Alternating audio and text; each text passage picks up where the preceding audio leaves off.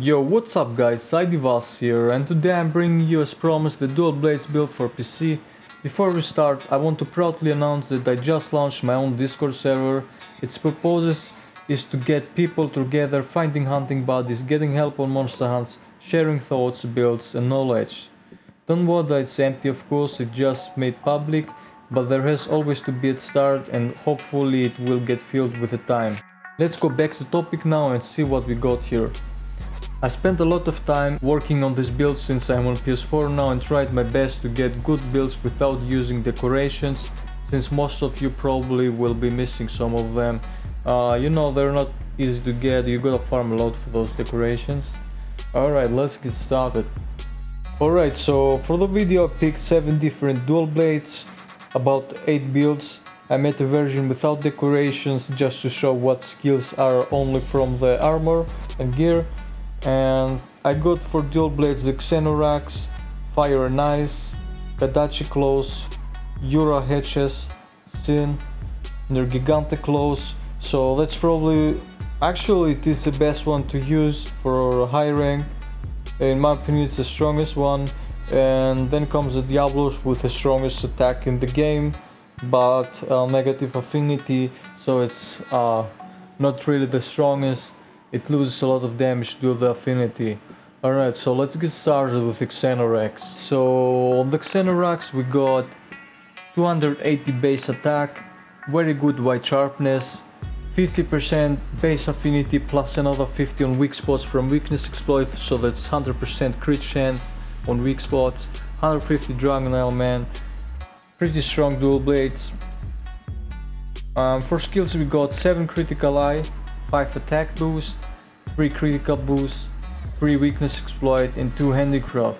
Now this will be a little bit hard for this dual blades because the critical jewel is not the rarest, but it's pretty hard to get.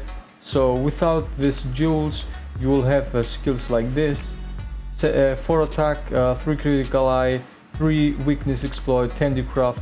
The best option to use if you don't have these decorations I used is to get health boost, divine protection for defensive stats, or a dragon element to increase its elemental damage. Now I'll have to point out something: I'm not a fan of element on this game. Element really is not that strong. You're always gonna go for base attack mostly. That's why I'm mostly not using crit element, especially in weapons without a lot of crit chance. Probably one of my strongest one, it's a Fire and Ice. 300 ice elemental, 300 blast elemental, so that's really high elemental damage right here. And again, 75% affinity on weakness or weak spots, 290 base damage and white sharpness. Now here are not a lot of jewels on usage, but again, critical jewel maybe be a struggle to get. Expert jewels are not that rare, trust me, you just have to farm. All you have to do is just do temperate investigations, don't even bother doing a normal quest anymore after you finish the story. Alright, so here are the skills: 4 attack boost, 3 blast attack to maximize the element, 3 critical eye, 3 weakness exploit, 2 ice attack, 2 critical boost, 2 handicraft and latent power, and also Master's Touch. And if you don't know what Master's Touch do, Master's Touch, every time you get critical hit you won't lose any sharpness at all. So with a base affinity of 75%, that's pretty good. You're not gonna lose your sharpness that fast. Now here are the skills without using decorations. Still pretty good build, I must say. Like I said, you don't have expert jewels or like that. Use health boost, use protection jewels, use protect polish. Affinity sliding gives you 30% while sliding affinity. That's insane. Alright, so moving on to the third build, Kadachi Claws. Now you will have a bit less damage than me because I'm using 3 times attack augmentation. You will have about 21 less damage, but still good because you have like full white sharpness, 45% affinity plus another 50 from the weakness exploit goes again to 95, and 200 element. So we're using 7 critical eye. I know, again, full of expert jewels. You're gonna get them, don't worry. 5 handicraft with help of the death stench and handicraft charm.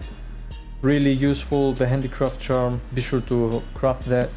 4 attack boost for the extra 5% affinity, 3 weakness exploit, 2 thunder attack, and now we get the extra bonus from Rathalos 2-set bonus, critical element, which means every time you deal a critical hit with the dual blades, you will get extra elemental damage, and it's quite a lot. I don't know, there is no number known yet, I guess, how much that actually is, but if you have a 95% chance to deal critical hits, it will almost only critical hits, and so which means like every hit will deal a lot of more critical damage.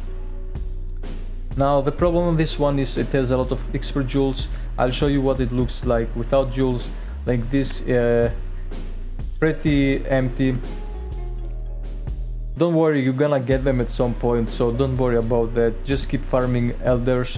Temperate elders investigations or hunter rank 30 quests are the best to get decorations, because the elders have higher drop rate for stream zones.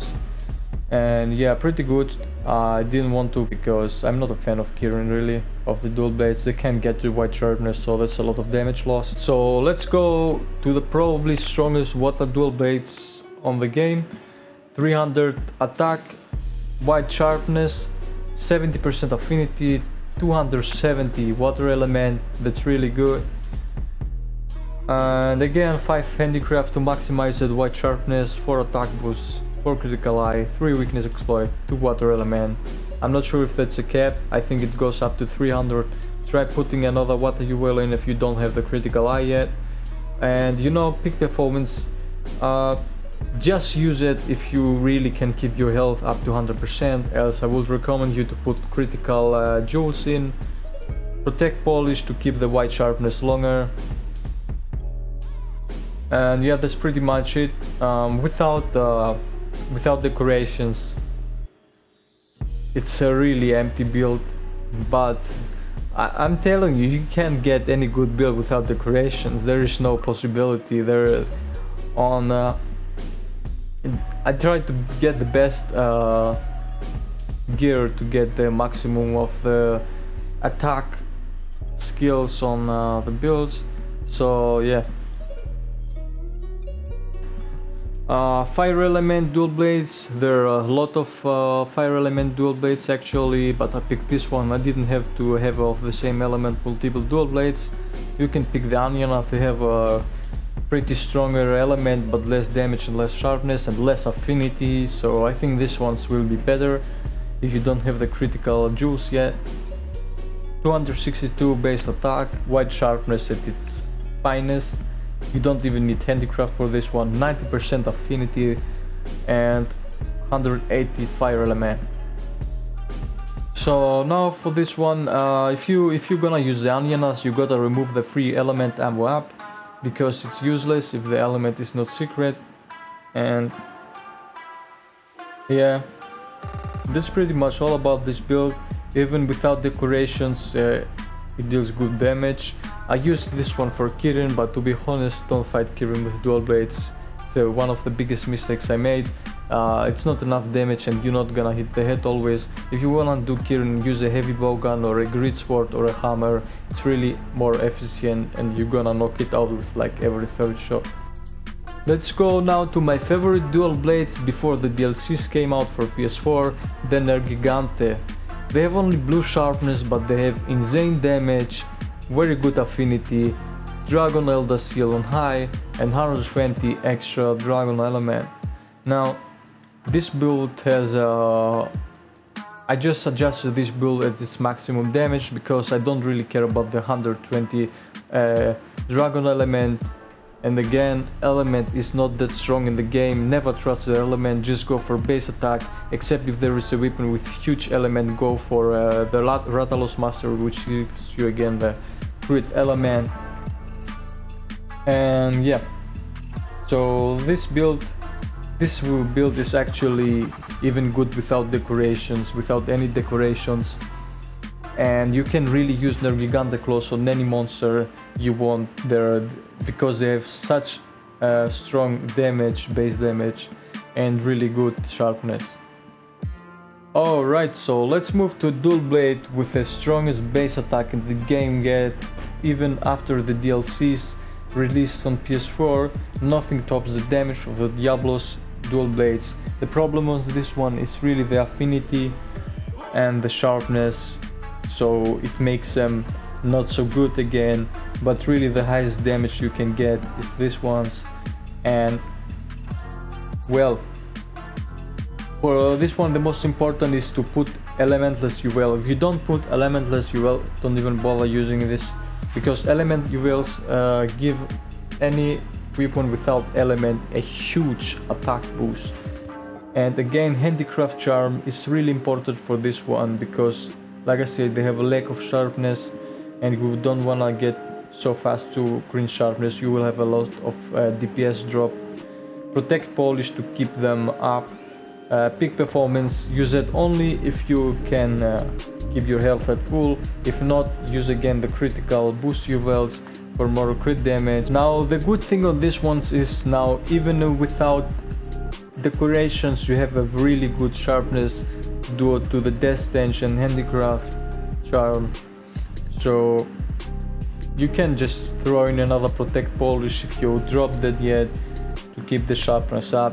It will still deal a lot of base damage. This is the one I was using on any monster, even with health boost or without. This is a balanced build. It's balanced on dealing a lot of damage but also having the best defense possible. 3 health boost, 3 vitality jewels, only 2 expert jewels used. 3 divine blessing gives you a 50% damage reduction. It's not always gonna get activated, but it's gonna save your ass, trust me.